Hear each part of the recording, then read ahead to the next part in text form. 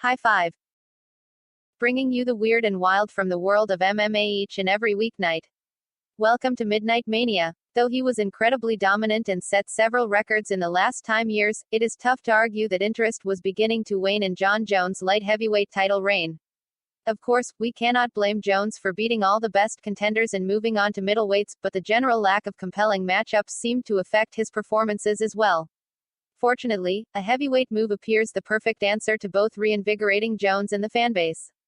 Since his transition in weight was announced, Jones has been carefully preparing, throwing more weight around than ever in an attempt to build muscle and remain strong against the biggest men on the roster. However, almost all of his training clips have been in the weight room. It's been some time since Jones has released footage of himself doing anything other than pressing iron or instructing others, but as he creeps towards a potential summer return opposite either Stipe Miocic or Francis Ngannou, Jones has begun picking up his martial arts training. Here's the first look at Jones flowing through some power kicks with longtime trainer Mike Winkeljohn. Then, the video switches over to Jones hitting mitts with striking coach Brandon Gibson. There's still a lot of time before Jones steps into the octagon, but his long-awaited heavyweight debut will prove a huge moment for Bones. Insomnia Dustin Poirier on JRE coming soon.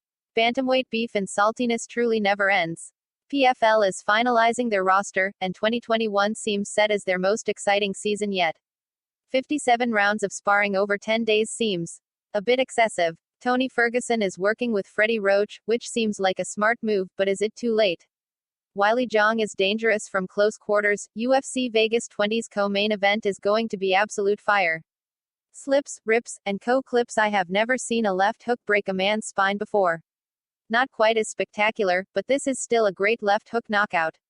A whole chain of front choke submissions eventually forces the tap. Random land satisfying. Midnight Music, Nick Cave and longtime collaborator Warren Ellis released a new album today, titled Carnage.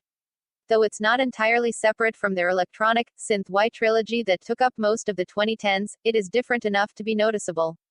Sleep well, maniacs. More martial arts madness is always on the way. Punch the like button and kick the subscription bell.